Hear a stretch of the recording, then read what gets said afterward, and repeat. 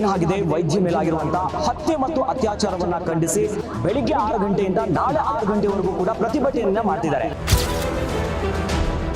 ಆದ್ರೆ ಯಾವುದೇ ರೀತಿಯಾದಂತಹ ಎಮರ್ಜೆನ್ಸಿ ಕೇಸ್ಗಳನ್ನು ನಾವು ನಿರಾಕರಿಸುವುದಿಲ್ಲ. ಹೀಗಾಗಿ OPD ಸರ್ವಿಸಸ್ ಅನ್ನ ಎಲ್ಲ ವೈದ್ಯರು ಇದ್ದಾರೆ, ಯಾರಿಗೂ ಒಂದು ರಜೆಗಳನ್ನು ಕೊಟ್ಟಿರುವುದಿಲ್ಲ, ಎಲ್ಲ ವೈದ್ಯರು ಇಲ್ಲೇ ಇರೋದ್ರಿಂದ ಸೊ ತುರ್ತು ಚಿಕಿತ್ಸೆಗಳನ್ನು ನಾವು ಶುರುವಾತ ಇಟ್ಟಿದ್ದೀವಿ.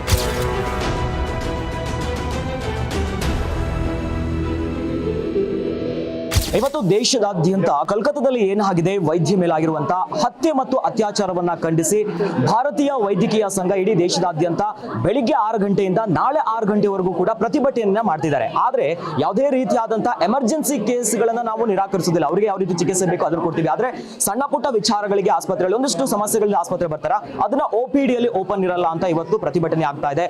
ಇವತ್ತು ನಾವು KC ಜನರಲ್ ಹಾಸ್ಪಿಟಲ್ ಇದ್ದೀವಿ ಬೆಂಗಳೂರಿನಲ್ಲಿ. ನಮ್ಮ ಜೊತೆ ಮಾತಾಡ್ಲಿಕ್ಕೆ KC ಜನರಲ್ ಹಾಸ್ಪಿಟಲಿನ ವೈದ್ಯಕೀಯ ಅಧೀಕ್ಷರಾಗಿರುವಂತಹ ಡಾಕ್ಟರ್ ಇಂದಿರಾ ಮೇಡಮ್ ಅವರಿದ್ದಾರೆ. ವೈದ್ಯರು ಏನು ಹೇಳ್ತಾರೆ, ಇವತ್ತು ಯಾವ ರೀತಿಯಾಗಿರುತ್ತೆ ಅಂತ ಅವ್ರನ್ನೇ ಮಾತಾಡ್ಸೋಣ. ಮೇಡಮ್, ಇವತ್ತು ಯಾವ ರೀತಿಯಾದಂತಹ ವ್ಯವಸ್ಥೆನ ಮಾಡಿದೆ? ಇವತ್ತು ಆ ಒಂದು ಹತ್ಯೆಯನ್ನ ಖಂಡಿಸಿ ದೇಶದಾದ್ಯಂತ ಪ್ರತಿಭಟನೆ ಆಗ್ತಾ ಇದೆ. ಭಾರತೀಯ ವೈದ್ಯಕೀಯ ಸಂಘದಿಂದ ಕೂಡ ಇದಕ್ಕೆ ಸಂಪೂರ್ಣವಾದಂತಹ ಒಮ್ಮತವನ್ನ ಕೊಟ್ಟಿದ್ದಾರೆ.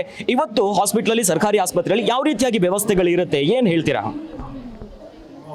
ಈಗ ಏನು ಹೇಳಬೇಕನ್ನೋದು ಸ್ಟಾರ್ಟ್ ಮಾಡೋದೇ ಒಂದು ದೊಡ್ಡ ಇದು. ಯಾಕಂದರೆ ಎಲ್ರಿಗೂ ದೇಶದಾದ್ಯಂತ ಈಗ ಎಲ್ಲರೂ ತಲೆ ತೆಗೆಸುವಂಥ ಕೆಲಸ ಆಗಿದೆ. ಹಾಗಾಗಿ ನಮ್ಮ ವೈದ್ಯರ ಒಂದು ಏನಿದೆ, ಈಗ ನಮ್ಮ ಅಳಿಲನ್ನು ಯಾವ ರೀತಿಯಿಂದ ಜನಕ್ಕೆ ಮುಟ್ಟಿಸ್ಬೇಕು, ಮತ್ತು ಮೇಲಿನ ಹಂತದಲ್ಲಿ ಇದ್ರ ಬಗ್ಗೆ ಕಾನೂನನ್ನು ಏನು ಮಾಡಬೇಕು, ಕಾನೂನಲ್ಲಿ ಏನು ಹೆಚ್ಚಿನ ಪರಿವರ್ತನೆ ಮಾಡಬೇಕು ಅನ್ನೋ ನಿಟ್ಟಿನಲ್ಲಿ ನಮ್ಮ ಕರ್ನಾಟಕ ಸರ್ಕಾರಿ ವೈದ್ಯಾಧಿಕಾರಿಗಳ ಸಂಘದ ನಿನ್ನೆ ಕೂಡ ನಮಗೆ ಒಂದು ಸಂದೇಶ ಬಂದಿದೆ. ಇವತ್ತಿನ 17ನೇ ತಾರೀಕಿಗೆ ಎಲ್ಲ ವೈದ್ಯಕೀಯ ಬೇರೆ ಬೇರೆ ಎಲ್ಲ ವೈದ್ಯರು, ಖಾಸಗಿ ವೈದ್ಯರು ಇರ್ಬೋದು, ಗೌರ್ಮೆಂಟ್ ಇರ್ಬೋದು, ಸುಮಾರು ಎಲ್ಲ ಸ್ಟೇಟಲ್ಲೂ ಮಾಡಿದ್ದಾರೆ. ಇವನ್ ನಮ್ಮ ಸ್ಟೇಟಲ್ಲೇ ಕೂಡ IMAದವರು ಮತ್ತು ನಮ್ಮ ಸಂಘದವರು ಕೂಡ ಇದನ್ನು ಕರೆ ನೀಡಿದ್ದಕ್ಕೆ ಇವತ್ತಿಗೆ ಪೂರಕವಾಗಿ ನಮಗೆ ಏನು ಸಂದೇಶ ಬಂದಿರುತ್ತದೆ. 17ನೇ ತಾರೀಕಿಗೆ ಇವತ್ತು ನಮ್ಮದು OPD ಸರ್ವಿಸಸ್ಸು ಬೆಳಗ್ಗೆ ಈಗ 9 ಗಂಟೆಯಿಂದ ಸಾಯಂಕಾಲ 4:15 ತನಕ ಏನು OPD ಇದೆ. ಹೀಗಾಗಿ OPD ಸರ್ವಿಸಸನ್ನು ಎಲ್ಲ ವೈದ್ಯರು ಇದ್ದಾರೆ, ಯಾರಿಗೂ ಒಂದು ರಜೆಗಳನ್ನು ಕೊಟ್ಟಿರುವುದಿಲ್ಲ, ಎಲ್ಲ ವೈದ್ಯರು ಇಲ್ಲೇ ಇರೋದ್ರಿಂದ ಸೊ ತುರ್ತು ಚಿಕಿತ್ಸೆಗಳನ್ನು ನಾವು ಶುರುವಾತ ಇಟ್ಟಿದ್ದೀವಿ. ತಾವು ಕೂಡ ನೋಡ್ಬೋದು ಇವತ್ತು. ಸೊ ಲಿಟಲ್ ಬಿಟ್ ಜನಕ್ಕೆ ಸ್ವಲ್ಪ ತೊಂದರೆನೂ ಆಗಬಾರ್ದು, ಯಾಕಂದರೆ ಸಣ್ಣ ಪುಟ್ಟ ಕಾಯಿಲೆಗಳು ಬಂದಾಗ ಖಂಡಿತವಾಗಿ ಅವ್ರಿಗೂ ಸ್ವಲ್ಪ ತೊಂದರೆ ಆಗ್ಬೋದು. ಮತ್ತು ಖಂಡಿತವಾಗಿ ಎಮರ್ಜೆನ್ಸಿ ಸರ್ವಿಸಸನ್ನು ನಾವು ಹೆರಿಗೆ ವಿಭಾಗದಲ್ಲಿರ್ಬೋದು, ಸೊ ಹೆರಿಗೆ ವಿಭಾಗದಲ್ಲಿ ಅಲ್ಲಿ ಕೂಡ ಒಂದು ಟ್ರೈಜಿಂಗ್ ಅಂತ ಇಟ್ಕೊಂಡಿದ್ದೀವಿ. ಎಮರ್ಜೆನ್ಸಿ ವರ್ಸಸ್ ನಾರ್ಮಲ್ ಕೇಸಸನ್ನು ನಾವು ಅದನ್ನು ಡಿಸ್ಕ್ರಿಮಿನೇಟ್ ಮಾಡಿಬಿಟ್ಟು ಎಮರ್ಜೆನ್ಸಿ ಸರ್ವಿಸನ್ನು ಕೊಡ್ತಾ ಇದ್ದೀವಿ. ಆಪ್ರೇಷನ್ ಥಿಯೇಟ್ರಲ್ಲಿ ಆಪ್ರೇಷನ್ ತುರ್ತು ಚಿಕಿತ್ಸೆ ಇದರಲ್ಲಿ ಸಂದರ್ಭ ಬಂದಾಗ ಚಿಕಿತ್ಸೆಗಳನ್ನು ಶುರುವಾತ ಇಟ್ಟಿದ್ದೀವಿ.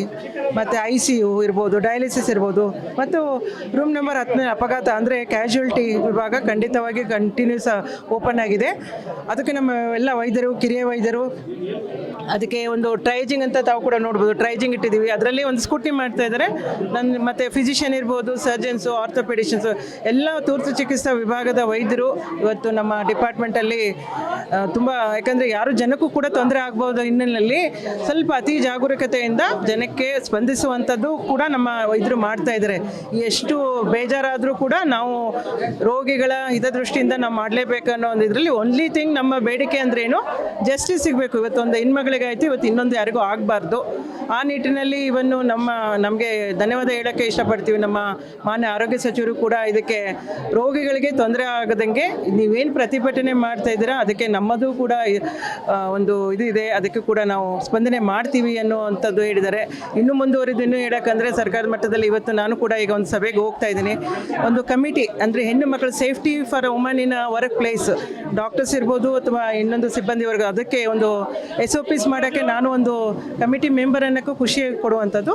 ಸೊ ಅಲ್ಲಿ ಕೂಡ ಸುಮಾರು ನಾವು ಇದರ ನಿಟ್ಟಿನಲ್ಲಿ ನಾವು ಕೂಡ ಗಮನ ಹರಿಸುವಂಥದ್ದು ಒಂದು ಕಾರ್ಯ ಮಾಡ್ತಾ ಇದ್ದೀವಿ. ನಮ್ಮ ಮುಂದಿನ ದಿನಗಳಲ್ಲಿ ಎಲ್ಲಾದರೂ ಕೂಡ ಕಾನೂನು ಬಂದಿಲ್ಲ ಇನ್ನಷ್ಟು ಸುರಕ್ಷೆಯನ್ನು ಕೊಡೋದಕ್ಕೆ, ಯಾಕಂತಂದ್ರೆ ಅತ್ಯಂತ ಕ್ರೂರವಾಗಿರುವಂತಹ ಘಟನೆ ಇದು.